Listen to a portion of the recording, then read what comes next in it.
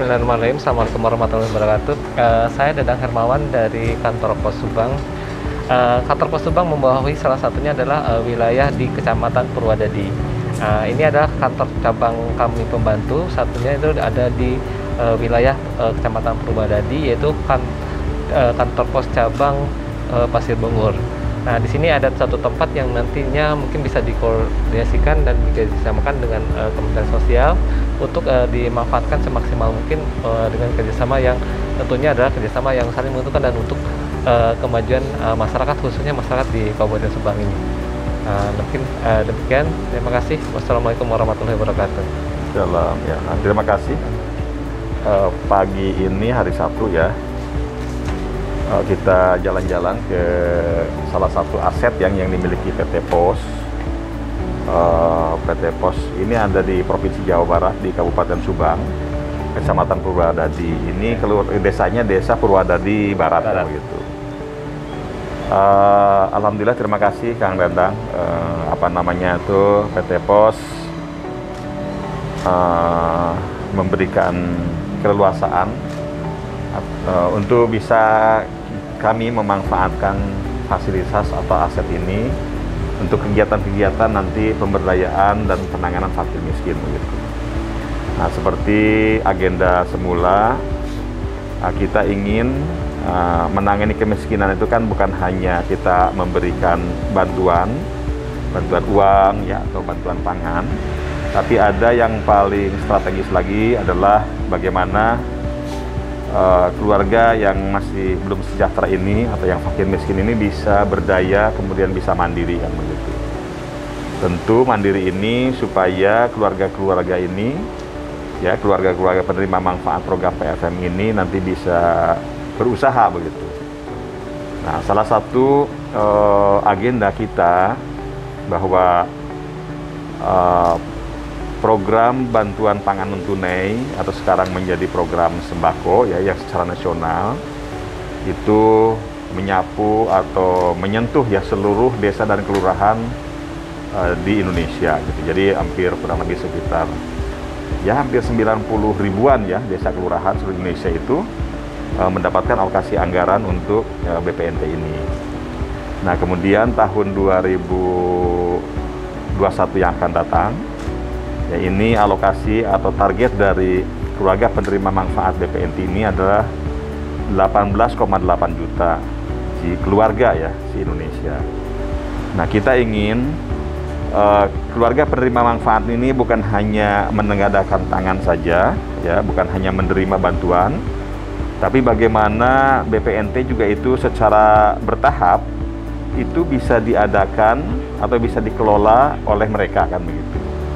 Nah, di penanganan fakir miskin ini ada satu program yang namanya program atau kegiatan kelompok usaha bersama begitu. Ini kegiatan ini adalah kegiatan yang lama sekali dikembangkan sejak tahun 80-an lalu dengan pendekatan kelompok begitu. Jadi keluarga-keluarga fakir miskin ini diorganisir ya dikelompokkan melalui pendekatan atau bimbingan sosial kelompok. Tentu bukan hanya sosialnya saja, nah, tapi termasuk ada dimensi ekonominya. Hanya keluarga penerima manfaat ini, ya melalui teknik atau pendekatan kelompok usaha bersama ini tidak langsung diberikan bantuan stimulan usaha, ya, tapi harus dikuatkan dulu. Jadi ada tahapan, ya mereka ini dibimbing, dibina, ya secara intens supaya betul-betul mereka bisa menyadari bahwa mereka pun punya kekuatan ya. Ya tentu ada kelemahan, tapi setiap orang atau setiap keluarga itu punya kelebihan. Nah, dilaksanakan melalui bimbingan kelompok ya, sehingga dengan cara berkelompok KPM-KPM ini bisa mendapatkan banyak manfaat, banyak pengalaman.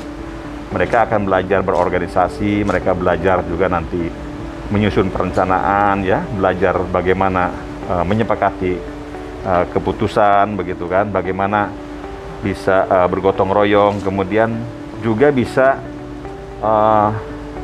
mengembangkan potensi yang dimilikinya. Nah, ini arah atau filosofi ya dari bimbingan sosial kelompok usaha bersama kan begitu. Nah, oleh karenanya fasilitas yang ada ini ya Pak Dadang, kita akan insya Allah kita akan coba nanti buatkan ya semacam warung kube ya begitu. Jadi satu warung ini punyanya beberapa kube gitu ya. Jadi warung ini ibaratnya planetnya, kemudian nanti kube-kube ibaratnya nanti satelitnya. Jadi ada kelompok usaha yang mengembangkan misalkan bakat beternak begitu ya, atau misalkan memelihara ikan ya, kemudian juga sayur mayur, buah-buahan. Nah, sehingga hasil-hasilnya itu nanti bisa dipasarkan di sini ya. Nah, jadi sembako yang dihasilkan oleh kelompok usaha bersama ini nanti bisa dipasarkan di warung kube ini ya, atau ya kerennya lah Kube Mart begitu ya, nanti akan di sini. Nah, PT Pos juga alhamdulillah nanti akan membimbing ya bagaimana sistem jual belinya ya, administrasi mengolah keuangannya, termasuk proses jual belinya itu secara modern kan begitu. Jadi ada pakai barcode, nanti setiap barang yang dijual di sini nanti harus apa namanya itu pakai label barcode, sehingga proses jual beli itu langsung bisa kita monitor ya gitu. Nah, kita merindukan memang di tingkat nasional ya, bantuan yang besar tahun depan ini kan 45 triliun, bantuannya besar sekali ya gitu. Nah, dari bantuan ini berapa sih sebetulnya yang bisa dimanfaatkan secara optimal oleh keluarga penerima manfaat kan begitu. Terus mereka tuh beli apa saja? Kalau beli beras, berasnya itu berapa harganya ya? Jenis Cianjur harganya berapa ya, dan lain segala macamnya, atau jenis beras menti harganya berapa. Nah, dengan cara sistem barcode ini atau sadap kode ini, nah kita di Jakarta bisa mengetahui ya berapa sebetulnya rata harga pangan ya atau sembako secara nasional, dari mulai tingkat kelurahan sampai tingkat desa. Nah, dengan cara seperti itu kita nanti bisa mengetahui setiap bulan ya, termasuk apa namanya itu barang-barang yang langka di mana di beberapa wilayah kan begitu. Nah, oleh karenanya agenda BPNT ini harus kita lihat sebagai agenda bagaimana kita ingin memperkuat ya ketahanan dan kemandirian pangan kan begitu ya, kedaulatan, kemandirian dan ketahanan pangan. Oleh karenanya ini agenda besar. Saya kira BUMN juga kita harapkan bisa terlibat di sini, BUMD juga sama, termasuk BUMDes dan para pengusaha lainnya ya. Ini harus dikelola secara bersama karena agenda menunjukkan kedaulatan, kemandirian dan ketahanan pangan itu agenda sangat luar biasa dan besar kan. Semakin hari penduduk kita semakin banyak begitu ya. Di lain sisi lahan pertanian semakin berkurang. Nah, sehingga manajemennya juga harus dilakukan secara terpadu ya. Oleh karenanya mudah-mudahan nanti kegiatan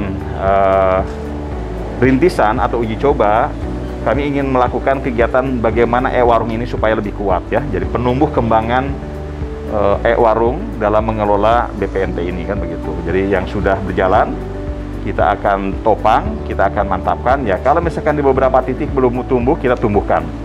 Nah, jadi ke depan BPNT juga nanti itu betul-betul menjadi berkah untuk KPM, bisa mengakselerasi kesejahteraan mereka kan gitu. Jadi BPNT atau program sembako ini kita ingin tagline-nya mungkin nanti untuk KPM gitu ya, dari KPM dan oleh KPM ya. Oleh karenanya nanti di warung ini kita akan prioritaskan Pak Dadang. Siap. Itu bukan bapak-bapaknya tapi ibu-ibunya nih ya.